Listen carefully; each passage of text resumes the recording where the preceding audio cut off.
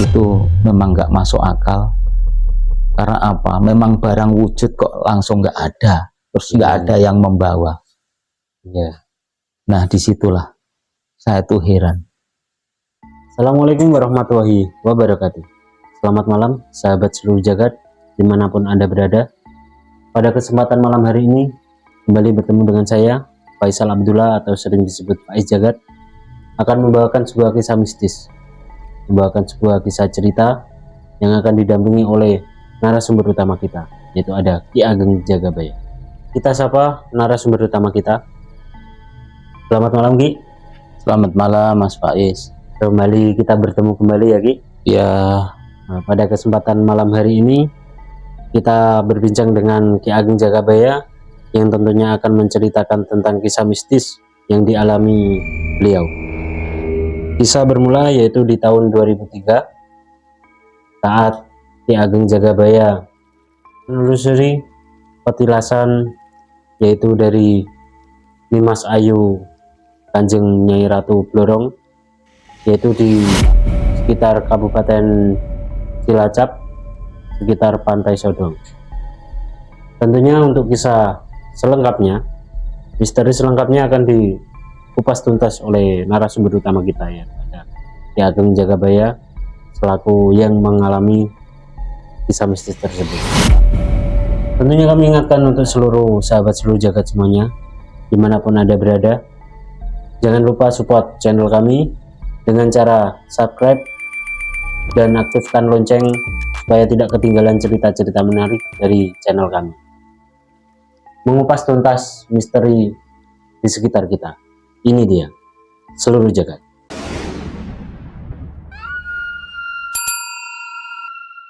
Silakan diceritakan kisah lengkapnya. Terima kasih Mas Faiz. Selamat malam semua. Mudah-mudahan cerita kita nanti membawa hikmah yang lebih bagus untuk kita, untuk yang ada di dekat maupun ada yang di jauh. Tentunya kisah ini hikmahnya lebih banyak. Karena apa? Saya memang jauh-jauh dari rumah. Saya kepingin menelusuri petilasan, yaitu petilasannya Nimas Nyai Ratu Blorong atau disebut Nyai Blorong yang ada di Kabupaten Cilacap, tepatnya itu di dekat Pantai Sodong. Itu ada petilasan yang lebih memang menyeramkan di sana karena jarang orang datang ke sana yang berani sampai bermalam di sana. Makanya saya penasaran, saya sendiri terjun langsung ke sana, memastikan bahwa tempat itu tempat sakral atau tempat itu tempat memang jarang dijamah orang. Saya memang langsung ke sana pada tahun 2003. Saya sendirian sana, memastikan bahwa saya itu memang menguji nyali saya, bahwa saya memang punya niat, punya hajat dari rumah untuk menelusuri hal-hal tersebut. Kepingin tahu atau kepingin istilahnya lebih mendalami sebenarnya ada apa di sana. Tapi kenyataannya memang menyeramkan. Karena di sana, karena ada pemandunya, ada juru kunci atau kuncennya, saya langsung ke sana itu mendatangi kuncen, langsung diarahkan. Biarpun kita nggak ngambil kekayaan, tapi pastinya di sana itu memang memerlukan sesaji, memerlukan istilahnya syarat-syarat untuk masuk wilayah situ. Saya dikasih arahan Mas Faiz, Ya. kasih arahan sama kuncen atau juru kuncinya bahwa di situ memang kalau masuk ke situ harus membawa sesaji-sesaji selengkapnya, untuk kesenangan istilahnya Nyai Ratu Blorong. Karena di sana saya ditegaskan untuk mencari sesaji sebelum masuk ke lokasi, karena saya datangnya itu kebetulan malam Jumat Kliwon. Berarti saya pastikan di sana itu memang sakralnya itu Jumat Kliwon. Jadi saya langsung berunding sama juru kuncinya saya sebutkan istilahnya inisial aja, yaitu AL, Ali. Ya. Nah, di situ saya diarahkan suruh membeli sesaji. Ya, ada istilahnya bunga, ada pisang, ada degan kelapa hijau, terus ada buah-buahan. Nggak kalah menariknya itu untuk dupanya itu yang memang besar sekali untuk satu malam. Karena kita ini memang saya pastikan di situ nginap, apapun yang terjadi di situ tetap saya udah tekad saya udah bulat, berarti saya memang benar-benar tahu mistisnya situ. Iya.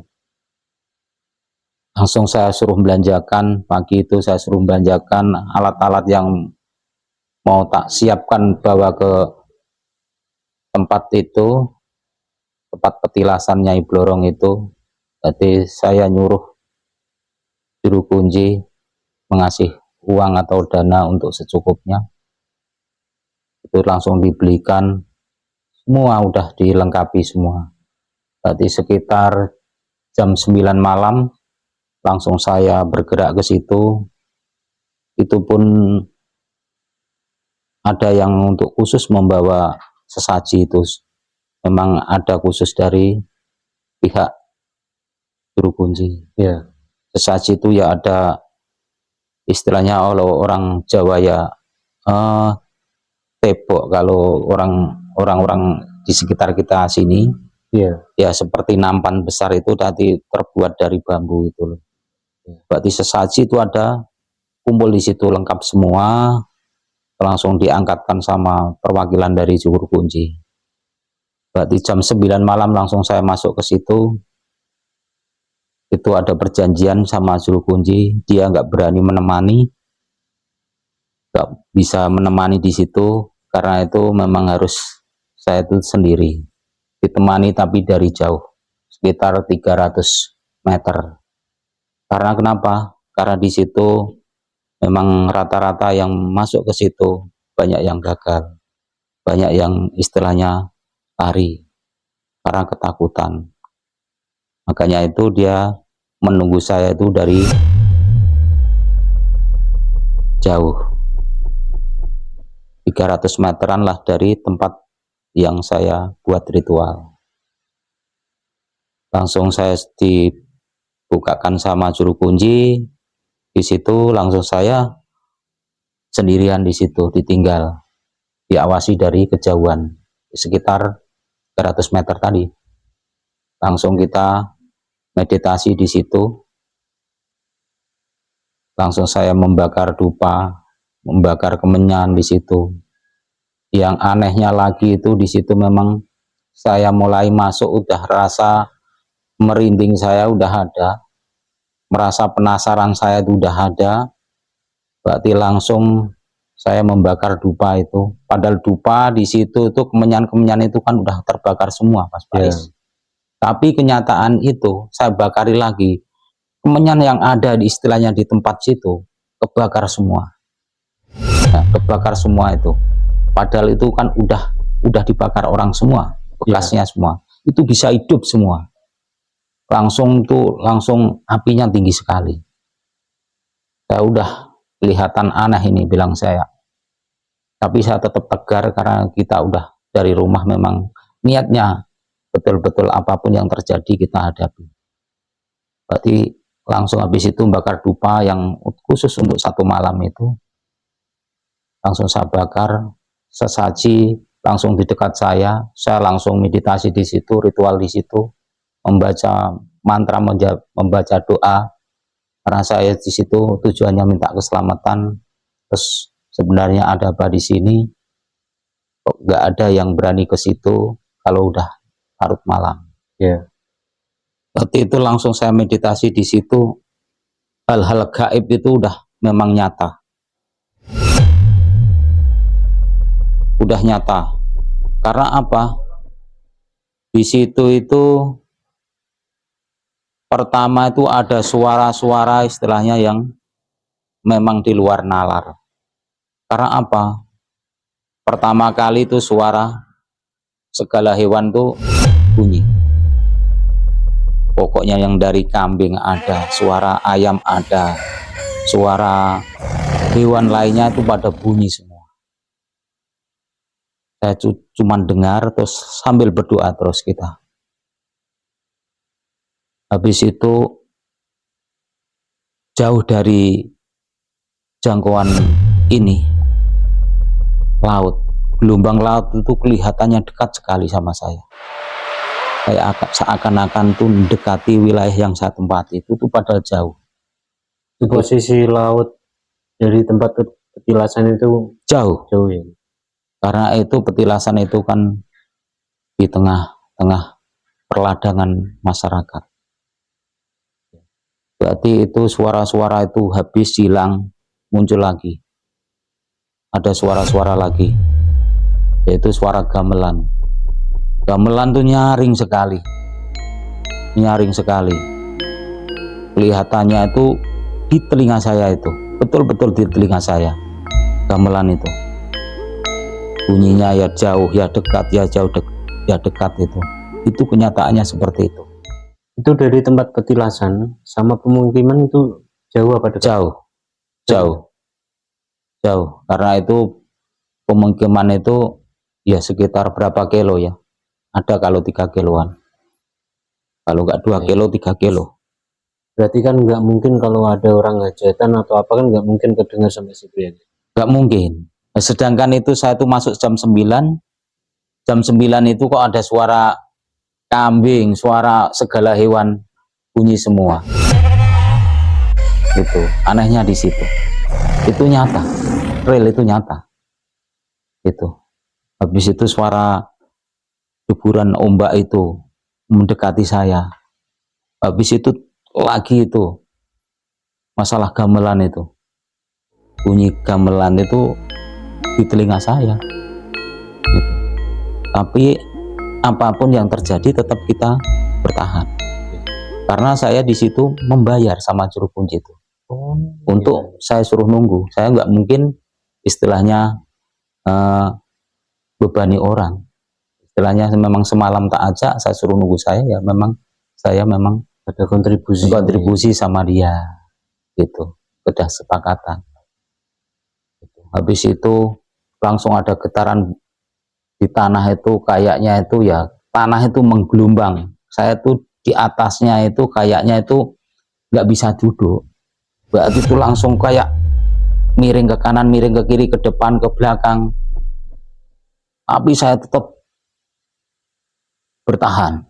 Saya tetap usaha, istilahnya jangan sampai nanti saya itu lari. Ya. Saya tuh membaca untuk istilahnya yang saya untuk istilahnya menahan untuk biar barang-barang yang goib itu nggak menyerang sama saya. Ya. Habis itu langsung ada kelihatan saya itu memang itu kayak kucing depan saya, ke belakang saya, terus langsung jalan ke tempat sesaji. Tak biarkan aja kelihatan saya itu. Saya kira kucing main ke situ, lama-lama besar. Ya itu yang datang ke situ. Sosoknya apa itu? Ya sosoknya kayak harimau. Berarti saya berdiri itu nggak bisa ya, pokoknya saya udah apapun yang terjadi saya hadapi di situ. Saya tetap duduk, saya berdoa di situ. Ada apapun di situ tetap saya hadapi. Karena aku udah dikasih tahu, dikasih mandat sama juru kunci. Apapun yang terjadi jangan sampai lari. Kalau memang sampean kepengen tahu isinya di situ, terus sakralnya di situ. Ya. Habis itu saya tuh mengedipkan mata, langsung sesaji itu hilang semua, nggak ada semua sesaji itu. Sesaji yang tadi di bawah. Sesaji di depan saya itu. Oh ya. Itu hilang semua. Loh, sesaji kemana tadi? Tak cari-cari nggak ada. Padahal di situ nggak ada orang selain Nggak kamu, gitu. ada, nggak ada orang. Karena orang yang istilahnya ke situ tuh paling ke situ, nanti habis ada perlu apa langsung balik. Oh, iya. Itu sesaji itu langsung hilang semua. Saya udah langsung kaget, ya percaya nggak percaya, tapi kenyataannya kayak itu. Terus saya mau gimana lagi, ini sesaji nggak ada. Yang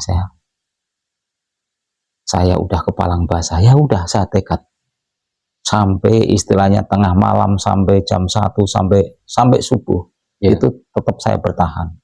Tapi itu guncangan istilahnya mistisnya di situ memang luar biasa. Ya. Itu ada kelihatan ular besar di situ, kelihatan. Tapi saya diam.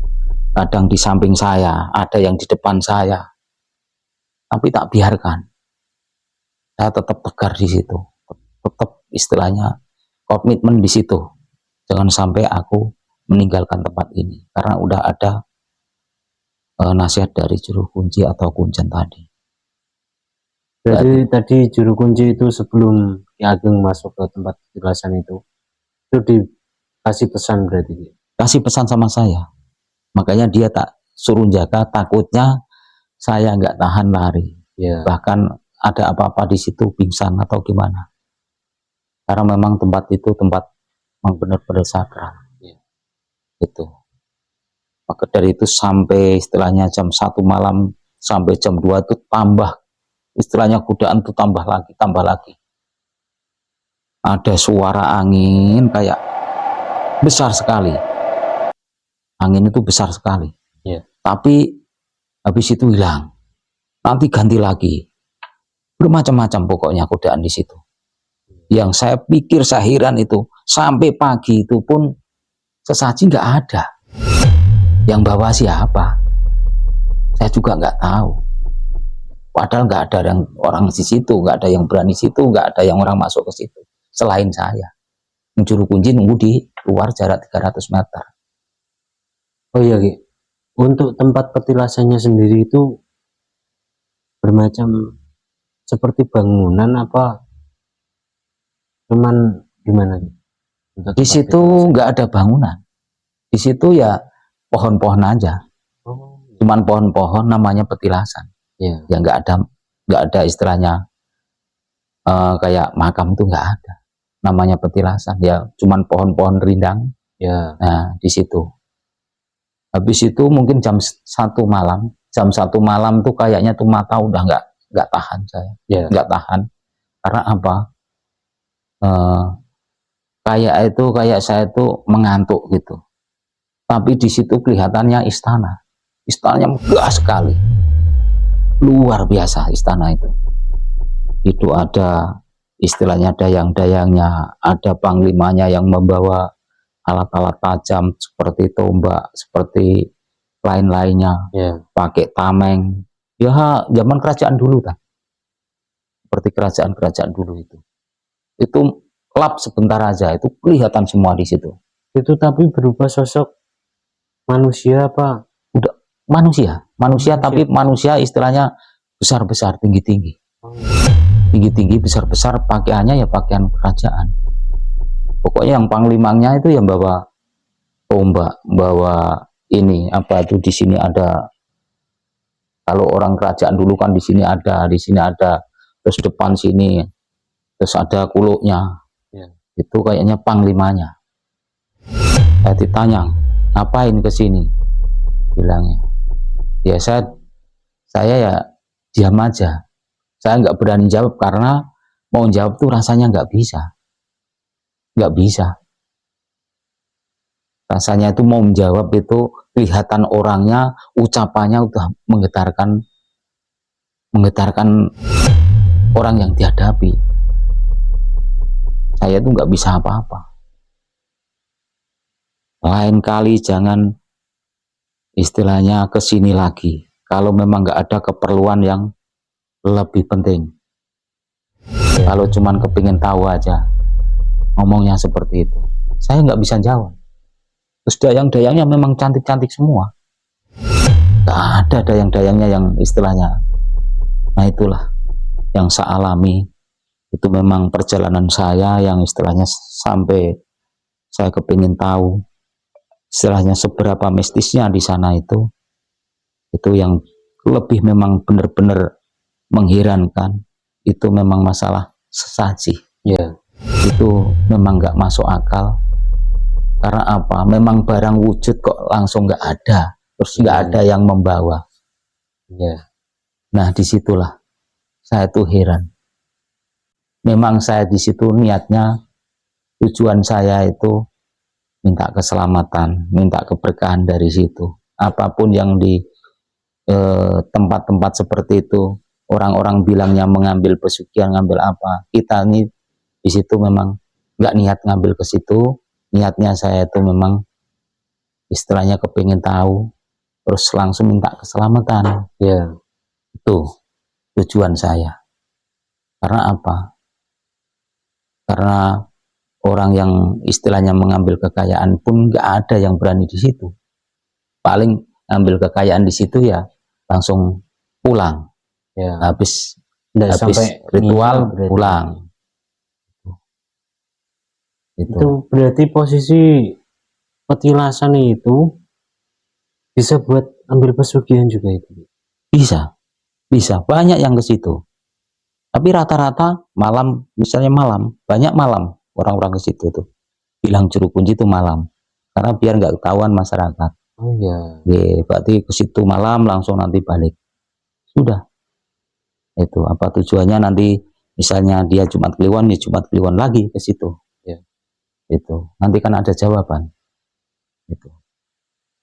Kalau sebelum ke tempat ritual itu, pas waktu sama Juru Kunci itu ada ritual khususnya nggak? Ya rata-rata kalau memang yang mengambil kekayaan tetap ada ritualnya. Ya. Sedangkan saya sendiri istilahnya ke situ kepingin tahu aja, Ya. diharuskan. Nggak bisa istilahnya nanti kita cuman ke situ nggak bawa, istilahnya kalau orang bilang nggak bawa sesuguhan. Ke situ memang harus membawa apa yang disenangi sama Nyai Ratu Bloro. Itu harus dibawakan. Ya terutama sesaji itu. Tapi di tempat ritual itu nggak sempat ketemu sama Nyai Ratu ya? Ketemu juga? Ketemu. Ya. Memang ya gimana ya, sebenarnya mau nggak saya ceritakan, tapi ini saya buka, saya ceritakan. Karena itu yang lebih memang mistisnya di situ. Ya. Memang yang seramnya di situ. Itu memang seram. Memang cantik sekali. Bukan main. Jagat raya ini nggak ada kecantikannya, nggak ada yang nandingi. Cantiknya bukan main. Terus memang melihatkan saya itu ya berupa manusia. Ya. Nanti kelihatan manusia bawahnya ada ekornya. Itu. Tapi karena saya sudah siap, ya saya santai aja. Cuman ngasih saya diginikan, mungkin dikasih berkah nggak tahu, cuman diginikan sama saya, terus dia senyum. Itu memang luar biasa cantiknya. Itu. Nah, terus pagi itu langsung saya